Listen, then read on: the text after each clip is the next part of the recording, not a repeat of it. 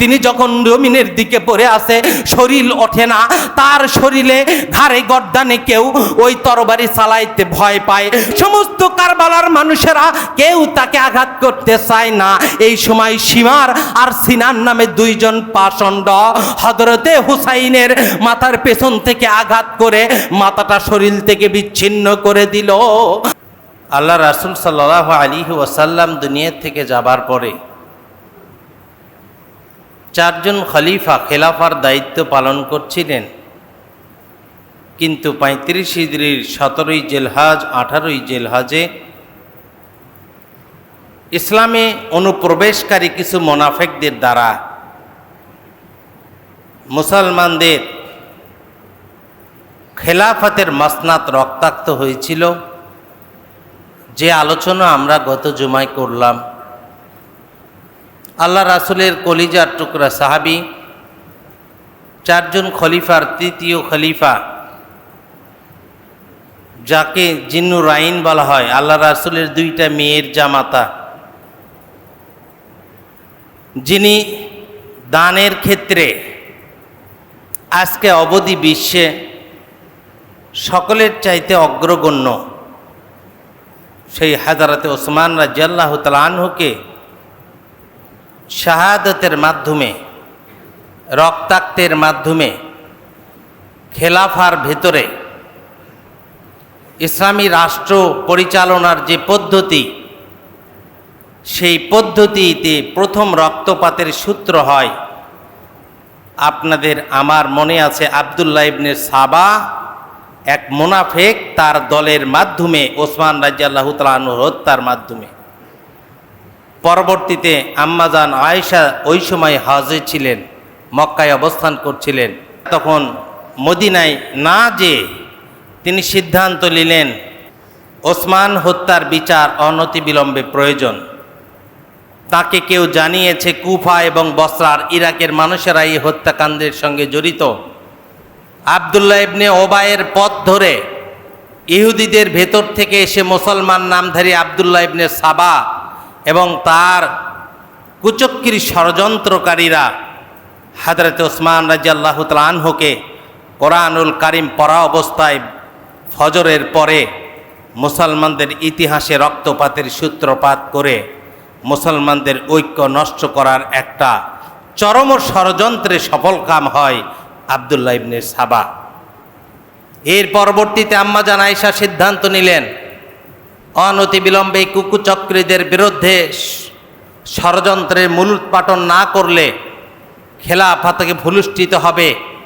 ইসলামী রাষ্ট্রের যিনি খলিফা হবেন, ইসলামী রাষ্ট্রের যিনি অধিপতি হবেন, ইসলামী রাষ্ট্রের যিনি পরিচালক হবেন, তাকে হতে হবে অত্যন্ত পরহেজগার, তাকে হতে হবে খোদাভীরু, যেমন আল্লাহ ভীরু যেমন, ঠিক তেমনি তাকে হতে হবে চতুর্দিকে বিচক্ষণ বিজ্ঞতা দেখে তার সমস্ত দিক বিবেচনা করে ইসলামী রাষ্ট্রের সুমহান দায়িত্ব, খেলাফার দায়িত্ব দিতে হবে।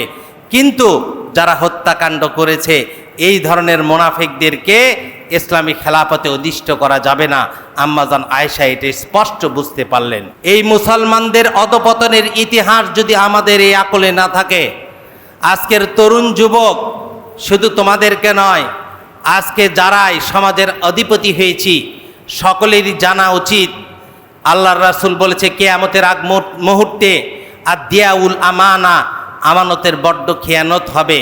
যার যেখানে বসার কথা যোগ্য মানুষ সেই জায়গায় না বসার কারণে, মসজিদের মেম্বরে যার দাঁড়ানোর কথা সেখানে অযোগ্য মানুষদের সয়লাভ হয়ে যাবে। একটা শিক্ষা প্রতিষ্ঠানে যিনি প্রধান দায়িত্ব পালন করার কথা, দিয়াউল আমানা যদি হয়, আমানতের খেয়ানত হয়, ওই শিক্ষা প্রতিষ্ঠানের একজন প্রতিনিধি অর্থাৎ শিক্ষা প্রতিষ্ঠানের প্রধানের দায়িত্ব পাবে যোগ্য মানুষের পরিবর্তে অযোগ্য মানুষ। ঠিক একই ধারাবাহিকতায় রাষ্ট্রে যাকে যেভাবে ক্ষমতায় বসানোর কথা, জনগণের ইচ্ছার প্রতিফলন প্রতিষ্ঠিত হবে না যতক্ষণ পর্যন্ত ইসলামী আইন বাস্তবায়ন অথবা সুশীতল ডেমোক্রেসি গণতন্ত্রের চর্চা যদি না থাকে তাহলে সর্বদিক দিয়ে সমস্যা হবে। আর আমার আল্লাহ সূরা মাইদার 44 নম্বর আয়াতে বলেছেন, অমাল্লাম ইয়াহকুম বিমা আনজালাল্লাহু ফাউলাইকা হুমুল কাফিরুন। পরবর্তী 3টা আয়াতে বলেছেন ফাউলাইকা হুমুল ফাসিকুন। যারা আল্লাহর আইন ব্যতি রেখে কোনো মানব রচিত আইনের ইতাআত করবে, যদি সমাজে প্রতিষ্ঠিত থাকে, তাহলে ওই সমাজে বিশৃঙ্খলা ছাড়া, আইনের ব্যত্যয় ঘটা ছাড়া ওই সমাজে কোনোভাবেই আইন, ন্যায়, বিচার, মানুষের পূর্ণ অধিকার পুনঃপ্রতিষ্ঠা লাভ করবে না। এটাই আমি যে সূরা গত জুমায় পড়েছিলাম, সূরা শুআরার 38 নম্বর আয়াতে আল্লাহ ওই কথার ইঙ্গিত করেছেন, ওয়ামরুহুম শুরা বাইনাহুম, তোমরা পরামর্শের ভিত্তিতে মানুষের কল্যাণ হয়। ক্যাবিনেট মন্ত্রী পরিষদে মানুষের কল্যাণ হয়, ইউনিয়ন পরিষদে যারা আছো মানুষের কল্যাণের দিকে ভেবে, ওয়ার্ড পর্যায় থেকে শুরু করে রাষ্ট্রের প্রধান পর্যন্ত মানুষের কল্যাণকে বিবেচনায় রেখে মানুষের যে অধিকারগুলি আছে সমুন্নত অধিকার বাস্তবায়ন করতে হলে এলাফা প্রতিষ্ঠা করতে হবে সুন্নার ভিত্তিতে। গত জুমায় 4টা সুন্নার কথা বলেছিলাম। হযরত ওসমান রাদিয়াল্লাহু তাআলা আনহুর শাহাদাতের পরে 2টা যুদ্ধ ঘটনা ঘটল অপ্রত্যাশিতভাবে। আম্মাজান আয়েশার উষ্টের যুদ্ধ, যেটা আপনারা জঙ্গে জামাল হিসেবে জানেন। এই উষ্টের যুদ্ধ হয়েছিল মুসলমান এবং আলী রাদিয়াল্লাহু তাআলা আনহুর মাঝখানে। এক ধরনের কুচক্রী, তারা 2 দল একত্রিত হবে, তারা তাদের ঐক্যের ফাটল ধরায়ছে মিথ্যা কথা বলে, ষড়যন্ত্র করে। একই ধারাবাহিকতায় হযরতে আলী কারামাল্লাহু ওয়াজহাহু 41 হিজরি রমজানের 15 তারিখে আহত হয়ে 17 তারিখে তিনি শাহাদত বরণ করলেন। এই আব্দুল্লাহ ইবনে সাবার গোষ্ঠী তাকে হত্যা করার পরে ইমাম হাসান যখন দায়িত্ব গ্রহণ করেছিলেন, তখন তিনি কয়েকটি শর্তে 6 মাস পরে যখন মুসলমানদের ভেতরে আরেকটি যুদ্ধ সংগঠিত হতে যাচ্ছিল, আল্লাহ রাসূলের বুখারীর ওই হাদিসটা আবার আপনাদেরকে মনে করে দেই। আমার রাসূল বলেছেন, আমার দৌহিত্র কলিজার টুকরা 2টা নাতি হাসান এবং হোসাইন, এদের ভিতরে একজন হোসাইন আমার চেহারা, যেই হোসাইন পেয়েছে অনেকটা অংশ আমার রাসূলকে যেইভাবে দেখত, হোসাইন রাদিয়াল্লাহু তাআলা আনহুর চেহারা অনেকটা আমার রাসূলের মতো ছিল। আর হযরত হাসান রাদিয়াল্লাহু তাআলা আনহুর কথা বুখারীর বর্ণনা এসেছে, আমার রাসূল বলেছে, গোটা বিশ্বের মানুষেরা জেনে রাখো রে উম্মতে মুহাম্মাদি, ও সাহাবায়ে কেরাম তোমরা জেনে রাখো, আমার হাসান একটা দিন মুসলমানদের 2টা পক্ষ রক্তাক্ত করার জন্য, রক্তক্ষয়ী সংঘর্ষের জন্য তারা প্রস্তুতি নিবে। আর এই সময় আমার হাসান ধৈর্য ধারণ করে 2টা পক্ষের রক্তাক্ত ইতিহাসটাকে বদলে তিনি 2টা পক্ষকে সমঝোতায় ঐক্যের বন্ধনে আবদ্ধ করে দিয়া মুসলমানদের ভ্রাতৃত্ব, মুসলমানদের ঐক্য সাধন করবে। ঠিক একই ঘটনা 41 হিজরিতে আমার রাসূল বলেছে তার 30-40 বছর আগে। আর এই কথাটার প্রতিফলন হলো আমার রাসূল সাল্লাল্লাহু আলাইহি সাল্লাম বললেন, দেখা গেল হযরত হাসান রাদিয়াল্লাহু তাআলা আনহু তিনি খেলাফার দায়িত্ব পাওয়ার 6 মাসের মাথায় তিনি আমিরে মুআবিয়া রাদিয়াল্লাহু তাআলা আনহুকে বললেন, চাচা যান, আমি যুদ্ধ চাই না, মুসলমানদের অনৈক্য চাই না, মুসলমানদের ভুল বোঝাবুঝির কারণে সিফিনের যুদ্ধ আর ওই যে উষ্টের যুদ্ধে 90,000 মুসলমান, একজন মুসলমান ভুল বুঝে আরেকজন মুসলমানকে আক্রমণ করেছে। একটা যুদ্ধ তো হয়েছিল প্রায় রাতের মতো অন্ধকারে, একজন মুসলমান আর একজন মুসলমানের উপরে গর্দান উড়িয়ে দিয়েছে তরবারি দিয়া। আমি রক্তের হরি খেলা চাই না ক্ষমতার মসনদ চাই না, আমি আমার খেলাফত আমি সব ত্যাগ করে দিলাম, আমি রে মুআবিয়া আমি আপনাকে ক্ষমতা হস্তান্তর করে দিলাম, কিন্তু কয়েকটা শর্ত। সেটা হলো যদি আপনি বয়োবৃদ্ধ হয়ে দুনিয়ার থেকে চলে যান, আমি হাসান যদি তখন বেঁচে থাকি আবার আমাকে খেলাফত দায়িত্ব দিতে পারেন, আমি আপত্তি করব না। আমি যদি মারা যাই, আপনিও যদি দুনিয়ার থেকে চলে যান, আমার ভাই হোসাইন আহলে বাইতের সদস্য, আমার রাসূলের কলিজার টুকরা হোসাইনকে শাসনভার ক্ষমতায় অধিষ্ঠ করে খেলাফার দায়িত্ব দিয়া মুসলমানদের মধ্যে ঐক্যের বিনষ্ট না করে ঐক্যের ভিত্তিতে ইসলামী শাসন ব্যবস্থা পরিচালনার ব্যবস্থা করবেন। এই সিদ্ধান্ত চুক্তি করে ইমাম হাসান 50 হিজরিতে শাহাদত বরণ করলেন। আবার কুফাবাসীর ষড়যন্ত্রে 61-60 হিজরিতে হযরতে আমিরে মুআবিয়া তিনি যখন সাধ্যমতো চেষ্টা করলেন কাকে পরবর্তী খেলাফা দেওয়া যায়, কাকে দায়িত্ব দেওয়া যায়, তাকে বিভিন্ন পরামর্শ সবাই শুরার বৈঠকে আমিরে মুয়াবিয়াকে বিভিন্নভাবে কথা বলছিল। কেউ বলেছে হযরত ইমাম হোসাইন রাদিয়াল্লাহু তাআলা আনহুর কথা, কেউ বলেছে না আরও আছে আব্দুল্লাহ ইবনে জুবায়ের, আব্দুল্লাহ ইবনে আব্বাস রাদিয়াল্লাহু তাআলা আনহু, আব্দুল্লাহ ইবনে ওমর জীবিত আছে, আব্দুর রহমান ইবনে আবু বকর জীবিত আছে, সাহাবায়ে কেরাম আছে, তাদের মধ্যে যোগ্য যাকে হয় তাকে ক্ষমতা খলিফার দায়িত্ব দিন। এইভাবে আমিরে মুয়াবিয়া চিন্তা করতে করতে একটা বিষয় কিন্তু কিছুটা সত্য, ইতিহাস বলছে তার ছেলে ইয়াজিদ তিনি কিন্তু জন্মগ্রহণ করেছে ওসমান রাদিয়াল্লাহু তাআলা আনহুর ওই সময়, অর্থাৎ ওমর রাদিয়াল্লাহু তাআলা আনহুর পরে 25 থেকে 27 হিজরির ভিতরে এই ইয়াজিদ জন্মগ্রহণ করেছে।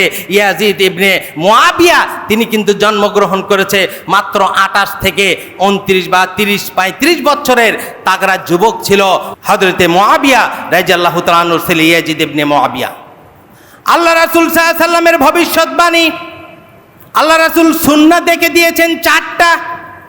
হয় খলিফা যিনি তিনি মৌন সম্মতি ইশারা ইঙ্গিতের মাধ্যমে খলিফা নির্বাচন করবে, অথবা তিনি নাম উচ্চারণ করে সকলের সঙ্গে পরামর্শ করে খলিফা নির্বাচন করবে, অথবা শুরার সদস্য 6 থেকে 15 জন 10 জন শুরার মন্ত্রী পরিষদ সদস্য করে দেবে, তাদের সিদ্ধান্তক্রমে একজন খলিফা নির্বাচিত হবে, অথবা বেশিরভাগ জনগণ যাকে চাবে তিনি যোগ্যতার ভিত্তিতে খলিফা নির্বাচিত হবে। 4টা পদ্ধতির কোন পদ্ধতি আমিরে মুয়াবিয়া তখন মানলেন না। তিনি তার সন্তান ইয়াজিদকে দায়িত্বভার গ্রহণ করে তাদের সকলকে, সকল সাহাবায়ে কেরামদেরকে তার ইতাআত করার জন্য, তার আনুগত্য স্বীকারের জন্য, তার কাছে বায়াত পরানোর জন্য তিনি ওসিয়ত যখন করলেন, তখন হযরত হোসাইন রাদিয়াল্লাহু তাআলা আনহু মদিনায় অবস্থান করছেন। আব্দুল্লাহ ইবনে জুবায়ের, আব্দুল্লাহ ইবনে আব্বাস, আব্দুর রহমান ইবনে আবু বকর সমস্ত জলিল কদর সাহাবী ততক্ষণও মদিনায় অবস্থান করছে। এই সংবাদ আসার পরে তারা বললেন কেন এটা মেনে নিতে হবে, কারণ ইসলাম তো ডেমোক্রেসিকে পছন্দ করে, অটোক্রেসিকে পছন্দ করে না। ইসলাম তো রাজতন্ত্রকে পছন্দ করে না। খলিফার পুত্র খলিফা হবে, এই রাজতন্ত্র যদি প্রতিষ্ঠা হতো আল্লাহর রাসূল এভাবে সিদ্ধান্ত দিয়ে যেতেন। হযরত ওমর যখন চলে গেলেন, তার ছেলে আব্দুল্লাহ ইবনে ওমর ছিল, তাকে তো দায়িত্ব দিয়ে যায় নাই। হযরত আবু বকর যখন দুনিয়া থেকে চলে গেলেন, তার যোগ্য ছেলে আব্দুর রহমান ইবনে আবু বকর ছিল, তাকে তো দায়িত্বভার দেওয়া হয় না। সুতরাং এইভাবে কেন হবে, এই কথা তিনি যখন ধরে বসলেন, সাহাবায়ে কেরাম তাদের মধ্যে বিভিন্ন ষড়যন্ত্র করলো। এই যে আজকে আব্দুল্লাহ ইবনে সাবার গোষ্ঠীরা, তারা তখন মদিনাতে পরামর্শ করে মুসলমানদেরকে এক দল তাদেরকে আশ্বাস দেয়, আর একদল ইয়াজিদ ইবনে মুয়াবিয়াকে তাকেও এই ধরনের ষড়যন্ত্র করে। দুই দিক থেকে মাঝখানে মুনাফিক বিভিন্ন তথ্যের আদান প্রদান করে। সমগ্র মদিনা মক্কায় একটা বিশৃঙ্খল পরিস্থিতি, ইয়াজিদকে কেউ মেনে নেবে না। কয়েকটা অভিযোগ উত্থাপিত হলো। একটা অভিযোগ সে নাকি আল্লাহর ইবাদতে কিছু গরিমসি করে। আরও কিছু অভিযোগ আসলো ইয়াজিদ ইবনে মুয়াবিয়া তিনি নাকি মদ্যপান করে বলেও মিথ্যা কথা অনেকেই বলেছে, পরে কিন্তু এভাবে প্রমাণ পাওয়া যায় নাই। অর্থাৎ নানান কথা তার বিরুদ্ধে আসলো। মুসলমানেরা কিছু ক্ষিপ্ত হয়ে গেল।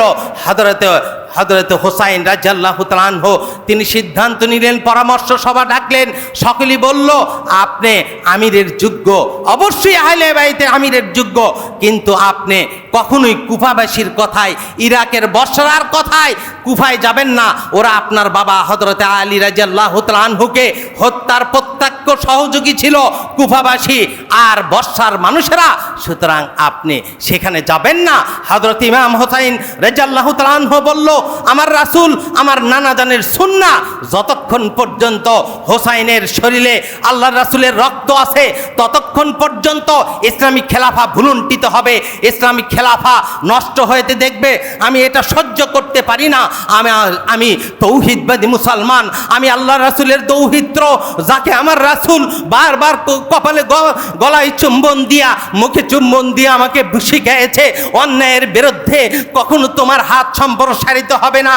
আমার নাতি, তুমি ন্যায়ের পক্ষে থাকবা, কোরআনের পক্ষে থাকবা, আমি রাসূল যে সুন্নাহ দিলাম ওই সুন্নাহর পক্ষে থাকবা, কোনোভাবে ইসলামের বিরুদ্ধে যাবে না, তুমি কোনোভাবে অন্যায়ের সঙ্গে আপোষ করবে না।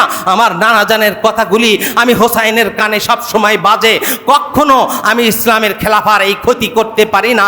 এই কথা যখন তিনি বললেন, আব্দুল্লাহ ইবনে আব্বাস রাদিয়াল্লাহু তাআলা আনহু তাকে বৈঠকে জড়িয়ে ধরে বললেন, ও আল্লাহর রাসূলের কলিজার টুকরা দৌহিত্র, আল্লাহ রাসূলের চেহারা আপনারা দেখলে আমরা ভুলে থাকি, কেমনে আপনি কুফায় যাবেন? কুফার মানুষেরা ষড়যন্ত্র করে, তারা চিঠি পাঠাচ্ছে। এই সিদ্ধান্ত নিয়ে তার চাচাতো ভাই মুসলিম ইবনে আকিলকে কুফায় পাঠানো হলো। কুফার মানুষেরা 100-200 নয়, কখনো এসেছে 400-500, 1000 চিঠি দিয়া হযরত হুসাইন রাদিয়াল্লাহু তাআলা আনহুকে আমন্ত্রণ করে, আসেন, আমাদেরকে দেখেন, আমাদের ইয়াজিদ এইভাবে অত্যাচার করছে, এত ষড়যন্ত্র করছে। এমন সময় কুফার মাটিতে তিনি গভর্নরের দায়িত্বে ছিলেন, তিনি ছিলেন নোমান ইবনে বশির, আল্লাহ রাসূলের একজন সাহাবী, যিনি মক্কার জমিনে প্রথম আনসারদের একটি সন্তান জন্মগ্রহণ করে। ওই সন্তানের নাম নোমান ইবনে বশির, অত্যন্ত আল্লাহ ভীরু। তিনি তখন কুফার গভর্নর ছিলেন। ইয়াজিদ পরামর্শ দিল, ইয়াজিদকে পরামর্শ দেওয়া হলো, আপনি এক্ষুনি কুফার গভর্নরকে বহিষ্কার করে ওই জায়গায় বসরার যে গভর্নর আছে ওবাইদুল্লাহ ইবনে জিয়াদ, সে ছিল অত্যন্ত সন্ত্রাসী ধরনের লোক, সেই ছিল স্বৈরাচারী ধরনের, এই ধরনের শক্ত মানুষকে কুফার দায়িত্বে দেন।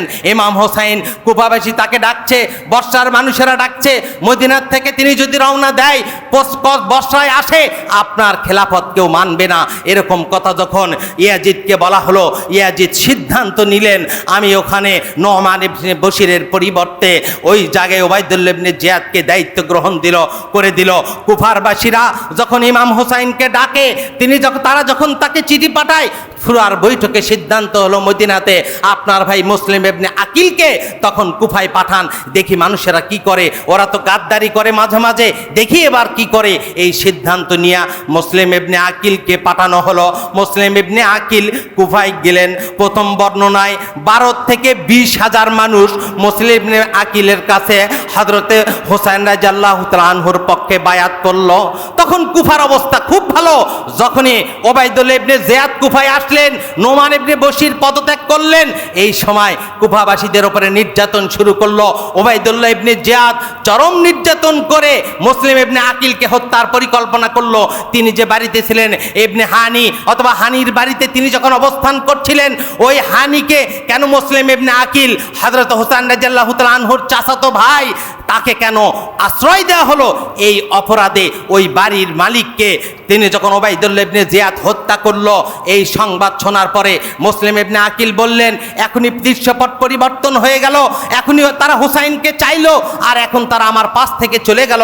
হযরত মুসলিম ইবনে আকিলকে এমন নৃশংসভাবে ওবাইদুল্লাহ ইবনে জিয়াদ ছাদের উপরে নিয়ে যে তাকে হত্যা করে জমিনের উপরে ফেলে দিয়া কুফাবাসীকে বলে দিলেন, যদি কেউ ইমাম হোসাইনকে কুফায় আমন্ত্রণ করো, তোমাদের সকলের অবস্থা মন্ডুপাত হবে, তোমাদেরকে হত্যা করা হবে। ও মুসলমান, আজকে 1450 বছর পরে এই দৃশ্যগুলো চোখে ভাসে, কিভাবে মুসলমানদের রক্তের হরি খেলা শুরু করেছিল 61 হিজরিতে। 61 হিজরির পরবর্তীতে এই ঘটনা যখন সংঘটিত হলো, হযরত ইমাম হোসাইন রাদিয়াল্লাহু তাআলা আনহু তিনি তখন মক্কা মদিনার থেকে সমস্ত সাহাবীদের কাছ থেকে বিদায় নিচ্ছিলেন। সবাইকে বললেন, মদিনার সমস্ত সাহাবায়ে কেরাম, আমি তোমাদের কাছে বিদায় চাই, অন্যায়কে মাথা পেতে নিতে পারবো না। অন্যায়কে মাথা পেতে নিলে আমার রাসূলের, আমার নানা জানের সুন্নাহ জমিনে ভুলণ্ঠিত হবে, এটা আমি সহ্য করতে পারবো না। আমারে বিদায় দাও, আমি চলে যাব অন্যায়ের বিরুদ্ধে ন্যায়ের প্রতিরোধ গড়ে তোলার জন্য। হযরতে হুসাইন রাদিয়াল্লাহু তাআলা আনহু সকলের কাছ থেকে বিদায় নেয়, কেউ তাকে বিদায় দিতে চায় না। চোখে অশ্রু সজল হয়ে চোখের পানি ফেলে। মদিনাবাসী তাকে শরীরে টানে, কাপড় ধরে টানে, আলিঙ্গন করে বারবার চুমা দেয় আর বলে, আমরা রাসূলের চেহারাকে কখনোই কুফাবাসীর কাছে যেতে দেব না। মদিনার মানুষেরা রাসূলকে যদি দেখতে না পাই, হোসাইনকে দেখলে কলিজা ঠান্ডা হয়, কখনো আপনাকে আমরা বিদায় দেব না। হযরত আব্দুল্লাহ ইবনে ওমর তিনি হযরত হোসাইনকে বুকে চেপে ধরে বললেন, ভাই, আমি আজকে আপনাকে বিদায় দেব, মনে হয় কোনো শহীদকে আমি বিদায় দিচ্ছি। এই কথা বলে বলে হযরত আব্দুল্লাহ ইবনে ওমর হু হু করে কাঁদলেন। সমস্ত সাহাবায়ে কেরাম চোখের পানি দিয়া হযরত হুসাইনকে বিদায় দেয়। দৌড়ে হযরত হুসাইন মসজিদ নববীর পাশে আমার রাসূলের কাছে, আমার রাসূলের মাকবারায়, আমার রাসূল যেখানে শুয়ে আছে, হযরত হুসাইন দৌড়ে আমার রাসূলের পাশে যে বলে, নানা জান, জীবনে যতবার বিপদে পড়েছি, যতবারই মনের কষ্ট হয়েছে, জেগেছে, আপনার কানে এসে বারবার আপনার কাছে কষ্ট ব্যক্ত করতাম। আজকে হয়তো জীবনের শেষ বিদায় নেওয়ার জন্য আমি আপনার কাছে এসেছি, আমাকে বিদায় দেন। নানা জানের এই কথা বলে হযরত হুসাইন মক্কায় গেলেন। মক্কা থেকে কুফাবাসীর আমন্ত্রণে যখন তিনি গেলেন, ওই সময় তার আহলে বাইতের একজন দুইজন নয়, আহলে বাইতের ৭২ জন সদস্য নিয়ে সর্বমোট ১৫০, কোন হাদিসে এসেছে ১৫০ নয়, মাত্র ৭০ থেকে ৮০ জন মানুষ নিয়ে যুদ্ধ করার জন্য নয়, অন্তত ওই ইয়াজিদকে বুঝানোর জন্য, ওবাইদুল্লাহ ইবনে জিয়াদকে বুঝানোর জন্য মক্কা থেকে রওনা হলেন হযরত ইমাম হোসেন। মক্কা থেকে রওনা হলেন এত ব্যথিত অবস্থায়, পরিবারবর্গ নিয়ে। তাকে বারবার নিষেধ করার পরেও তিনি সহ্য করতে পারলেন না, অন্যায়ের বিরুদ্ধে, অন্যায়ের কাছে মাথা নত করবে না। হযরত হোসাইন রাদিয়াল্লাহু তাআলা আনহু তিনি যখন কারবালার ময়দানে পৌঁছবেন, এমন সময় হুর ইবনে ইয়াজিদকে ওই সময় ওবাইদুল্লাহ ইবনে জিয়াদ পাঠিয়ে দিল। তিনি বললেন, যাও, ওই যে হোসাইন রাদিয়াল্লাহু তাআলা আনহুর গতি বিধি লক্ষ্য করে তাকে তুমি থামিয়ে দাও, তিনি যেন ওই কুফায় প্রবেশ করতে না পারে। প্রবেশ পথকে বন্ধ করে দিল। ১০০০-২০০০ সৈন্য নিয়ে হুর ইবনে জিয়াদ তিনি যখন হযরতে ইমাম হোসাইনকে আটকে ফেললেন, তখন ইমাম হোসাইন তার সঙ্গে আলোচনায় বসলো। এখানে বর্ণনা আছে ১-২ ওয়াক্ত নয়, কয়েক ওয়াক্ত নামাজের ইমামতি হযরত হোসাইন রাদিয়াল্লাহু তাআলা আনহু করেছে। হযরত ইমাম হোসাইন হুর ইবনে জিয়াদের সঙ্গে পরামর্শ করলেন, তোমরা আমাকে কেন এখানে আটক করেছো?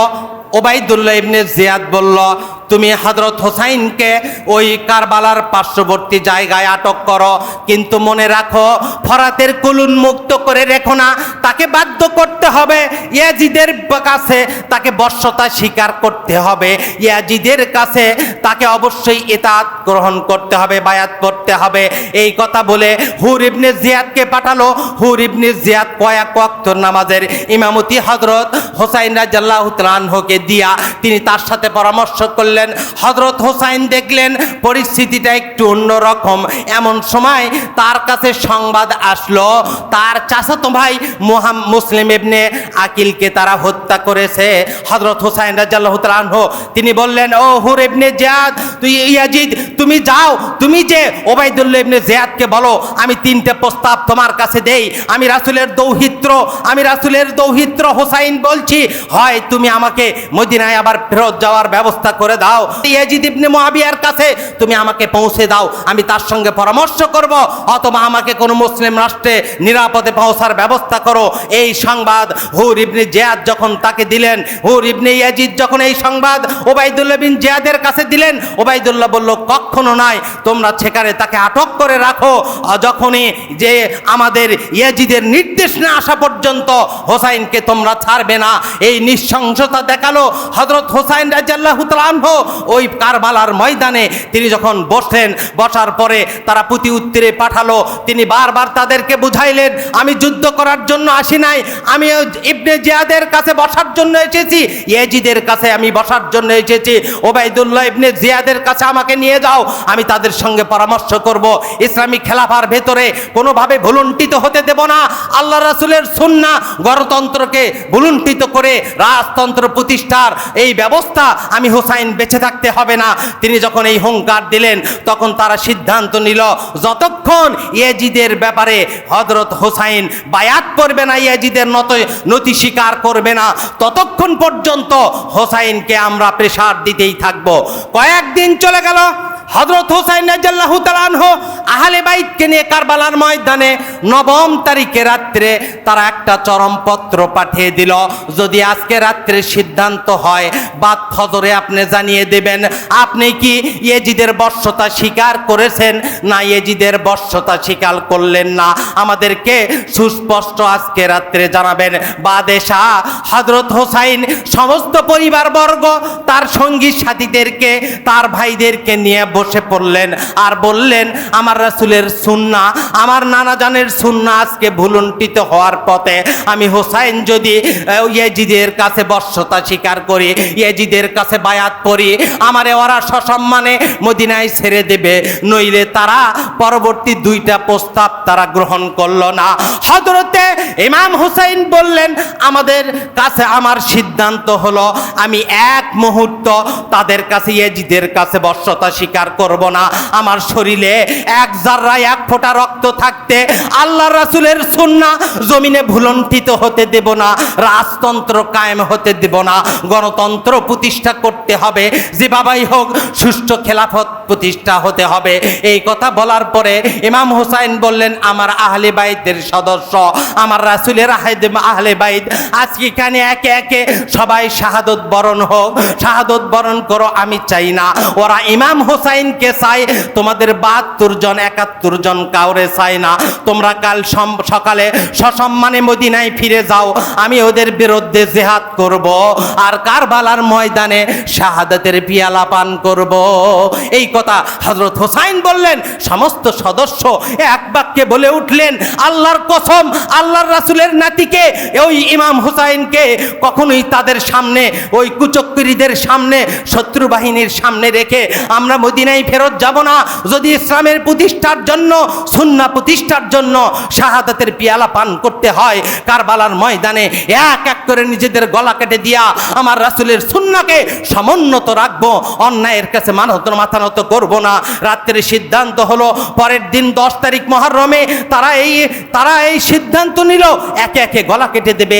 রাত্রে ইবাদত করছে, তাহাজ্জুদ পড়ছে, জীবনের শেষ তাহাজ্জুদ, জীবনের শেষ ইবাদত আল্লাহর কাছে উন্নত ললাটকে অবনত করে রব্বে কারিমের কাছে জীবনের শেষ সেজদা দিতে শুরু করেছে। ফজরের একটু আগে তাহাজ্জুদের সময় হযরত হুসাইন একটু ঘুমিয়ে পড়লেন। কিতাবে এসেছে হযরত হুসাইন ঘুমের মধ্যে আসার সাথে সাথে আল্লাহর রাসূল স্বপ্নে তার কাছে এসে হযরত হুসাইনকে ডেকে বলে, হুসাইন তুমি জাগ্রত হও, তোমার নানাজান তোমার সামনে এসেছে, শুনেছি তুমি সিয়াম পালন করবে, রোজা রাখবে। হুসাইন দুনিয়ার জমিনে অন্যায়ের বিরুদ্ধে তুমি দাঁড়িয়ে রোজা রাখো, আমি রাসূল হাউজে কাউসারের পানি নিয়ে আমি তোমার ইফতার করাবো, অন্যায়ের কাছে মাথা নত করো নাই। তোমার রাসূল নানাজান আখিরি জামানার পয়গম্বর বড় আনন্দিত হয়েছে, খুশি হয়েছে। আমি আল্লাহর কাছে দোয়া করেছি আমার কলিজার টুকরার নাতিরে যদি শাহাদতে বাধ্য করে কাল কিয়ামতে তোমার আদালতে ওই দুষ্কৃতকারীদের বিরুদ্ধে আমি তোমার আদালতে নালিশ দেব। হযরত হুসাইন ঘুম থেকে জাগ্রত হলেন, তার বোন জাইনাব তার ডান পাশে নামাজ পড়তেছিল। তাদের কাছে তিনি যখন প্রমাণ পেশ করলেন, তিনি বলতে চাইলেন, জয়নন চোখের পানি ফেলছেন। বোন বলছে, ভাই কে তোমারে কাঁদালো, কেন কাঁদো, তুমি কি আমাদের দুঃখে কাঁদো কিনা? হযরত হুসাইন বলে, না না, আমি তোমাদের দুঃখে কাঁদি না, আমার রাসূল নানাজি যারে দিনে রাত্রে চোখের সামনে আমি দেখি, আমার নানাজি আমারে এই হাউজে কাউসারের পানি নিয়া আমারে বলছে তুমি যদি রোজা থাকো আমি তোমার রোজার ইফতার করাবো কাউসারের পানি দিয়া, জান্নাতের শরবত দিয়া, তুমি চলে আসো নাতি, আমি তোমার জন্য অপেক্ষায় আছি। জয়নাবকে তিনি কয়েকটা পরামর্শ দিয়েছিলেন, আল্লাহর কসম তোমাকে আমি আল্লাহ রাসূলের নাতি ঘোষণা করছি, আমি যখন শাহাদত বরণ করব কশিন কালেও তুমি তোমার শরীর চাপড়াবে না, দুঃখ প্রকাশ করবে না, চিৎকার করে কাঁদবে না, মাতম করবে না। এই সমস্ত কথা বলে হযরত হুসাইন সকলের কাছ থেকে বিদায় নিলেন। ফজরের পরে ছোট্ট ভাষণ দিয়া সকলের কাছে সকলে ক্ষমা নিয়া, ওই সময় এইটাই তার জীবনের শেষ নামাজ ছিল। জোহরের নামাজের পূর্বে এক এক করে তারা শাহাদত বরণ করতে বাধ্য হলো। কারবালা রক্তাক্ত হয়ে গেল, পুরো কারবালা রক্তাক্ত হয়ে গেল। বড় কারবালায় যখন একের পর এক তার ছোট্ট সন্তান গত 4 দিন হলো পানি খায় না, মুমূর্ষ সন্তান, তাদের যখন এত কাতর পরিস্থিতি, ওই সন্তানকে পানি দেওয়ার জন্য তিনি যখন ফরাতের কুলে নিয়ে গেল, ফরাতের কুলে যাবার পরে ওই পানি যখন পান করাবে, ঠিক ওই মুহূর্তে একজন পাষণ্ড ওই সন্তানকে তীর নিক্ষেপ করলো, বুকের এই পাশ দিয়ে ঢুকে ওই পাশে বের হয়ে গেল, দরদর করে রক্ত পড়ে ইমাম হোসাইনের, হযরত হোসাইনের রক্তে শরীরটা মেখে গেল। তিনি আল্লাহর কাছে ফরিয়াদ জানালেন, আল্লাহ, আমার ছোট্ট সন্তানকে তারা রক্তাক্ত করলো, কাল কিয়ামতে তোমার আদালতে আমি তাদের বিচার দিলাম। আমি এইভাবে হযরত হোসাইন রাদিয়াল্লাহু তাআলা আনহুর সঙ্গীরা একে একে শাহাদত বরণ করেছে। কেতাবে এসেছে 10 থেকে 11টা বাজে। ওই সময় হযরত হোসাইন তিনি যখন একাই যুদ্ধ করতেছিলেন, কতজন পাষণ্ডকে তিনি এই যুদ্ধের ময়দানে কুপকাত করে দিলেন। একটা পর্যায়ে সমস্ত শরীর ঢাল দিয়ে আবৃত ছিল, শরীরটা রক্তাক্ত হয়েছে। হযরত হোসাইন ফরাতের কুলে গেলেন, ফরাতের পানি নেবেন, শরীরটা বড় শুষ্ক। কিন্তু নানাজানের কথা যখনই মনে পড়লো, আমি না রোজা আছি, আমার নানাজান আমার জন্য অপেক্ষা করছে, আবার মনে হলো আমার পরিবারের একজনও পানি পান করে নাই, তারা এইভাবে শাহাদত বরণ করেছে। পানিটা অঞ্জলি থেকে ফেলে দিয়া জিহাদের ময়দানে কিছুক্ষণ জিহাদ করতে করতে নিজের মাথাটা নিচের দিকে করে দিয়া তিনি যখন জমিনের দিকে পড়ে আসে, শরীর ওঠে না, তার শরীরে ঘাড়ে গর্দানে কেউ ওই তরবারি চালাইতে ভয় পায়। সমস্ত কারবালার মানুষেরা কেউ তাকে আঘাত করতে চায় না। এই সময় সীমার আর সিনান নামে 2 জন পাষণ্ড হযরতে হুসাইনের মাথার পেছন থেকে আঘাত করে মাথাটা শরীর থেকে বিচ্ছিন্ন করে দিল। আল্লাহ রাসূল সাল্লাল্লাহু আলাইহি ওয়াসাল্লাম আল বিদায়া ওয়ান নিহায়ার 6ষ্ঠ খণ্ডে 234 নম্বর পৃষ্ঠায় ঘটনাটা এইভাবে এসেছে। আল্লাহ রাসূল সাল্লাল্লাহু আলাইহি ওয়াসাল্লামের কলিজার টুকরাকে এইভাবে যখন করা হলো, শহীদ করে দেওয়া হলো। হযরত আব্দুল্লাহ ইবনে আব্বাস তিনি দিনের বেলা স্বপ্নে দেখছিলেন, দিনের বেলা একটু তন্দ্রা ভাব এসেছিল, আমার রাসূল নাকি তাকে স্বপ্নে দেখালো, ও আব্দুল্লাহ ইবনে আব্বাস, তুমি এখানে আসো, আমার নাতি বড় বিপর্যস্ত কারবালায়। একথাও এসেছে।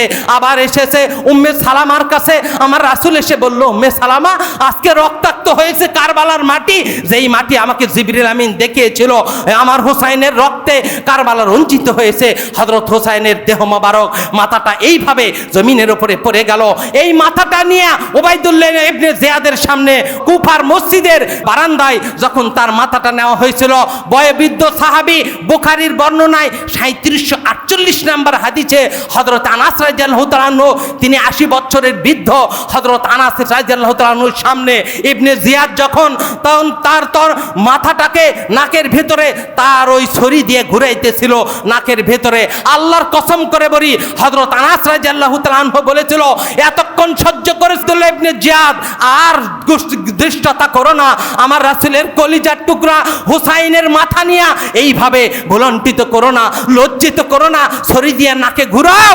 তুমি কি জানো, আমি দেখেছি, আমি শতবার দেখেছি ওই নাকে মুখে আমার রাসূল চুম্বন করে হোসাইনকে কতবার চুম্বন করেছে। আমার রাসূলের মতো চেহারা উবাইদুল্লাহ ইবনে জিয়াদ পাষণ্ড, তুমি এভাবে হোসাইনকে অপমান করতে পারো না। এই কথা এসেছে, তিরমিজির বর্ণনায় এসেছে। আল্লাহ রাসূল সাল্লাল্লাহু আলাইহি ওয়াসাল্লামের হাদিস থেকে ওই উবাইদুল্লাহ ইবনে জিয়াদ 66 হিজরিতে তার মাথা মুক্তার ইবনে সাকাফি তাকে যখন হত্যা করে, কুফার মসজিদের বারান্দায় তার মাথা রাখা হয়েছিল। একটা সাপ নাক দিয়ে বের হয়ে তার মাথায় মুখ দিয়ে বের হচ্ছিল। 3 বার এই ঘটনা এসেছে তিরমিজির বর্ণনায়। আল্লাহ রাসূল সাল্লাল্লাহু আলাইহি ওয়াসাল্লামের কলিজার টুকরো দৌহিত্র ইমাম হোসাইন দুনিয়ার থেকে চলে গেলেন, আর শিক্ষা দিয়ে গেলেন গণতন্ত্র প্রতিষ্ঠা করতে হবে, খেলাফা ভিত্তি হবে, আল্লাহ রাসূলের সুন্নাহ মতো, আল্লাহ রাসূলের সুন্নাহর গণতন্ত্র গোটা বিশ্বে প্রতিষ্ঠিত থাকবে। আল্লাহ আমাদের সকলকে অন্যায়ের বিরুদ্ধে দাঁড়ানোর সুযোগ তৈরি করে দিক। অন্যায় সহ্য করা আর অন্যায় মেনে নেওয়া, অন্যায়কারীর সঙ্গে সমঝোতা পোষণ করা। যদি কখনো কোনো মুসলমান সামনে অন্যায় দেখে, কোনো মুসলমান অত্যাচার দেখে, কোনো মুসলমান যদি আর এক মুসলমানদের উপরে নির্মম নির্যাতন দেখে, মুসলমানেরা বসে থাকতে পারে না। কোরআনের ভাষায় আল্লাহ রাব্বুল আলামিন বলেছেন, ওয়া তুজাহিদুনা ফি সাবিলিল্লাহি বিআমওয়ালিকুম ওয়া আনফুসিকুম যালিকুম খায়রুল লাকুম ইন কুনতুম তা'লামুন। জান এবং মাল নিয়ে যারা আল্লাহর রাস্তায় জিহাদ করবে তারা মৃত্যুর ভয় পাবে না। আল্লাহর জমিনে আল্লাহর আইনকে বাস্তবায়নের জন্য নিজের তাজা রক্ত ঢেলে দেবে। ও মুসলমান, নিজের রক্ত ঢেলে দিয়ে হলেও অন্যায়ের প্রতিবাদ করা ইমানি দায়িত্ব। আল্লাহ আমাদের সকলকে ইমাম হোসাইনের এই বিষয় শিক্ষা নিয়ে অন্যায়ের বিরুদ্ধে আচরণ করে ন্যায়ের পক্ষে, আল্লাহর দ্বীনের পক্ষে আমাদের সকলকে আসার তৌফিক দান করে দিন।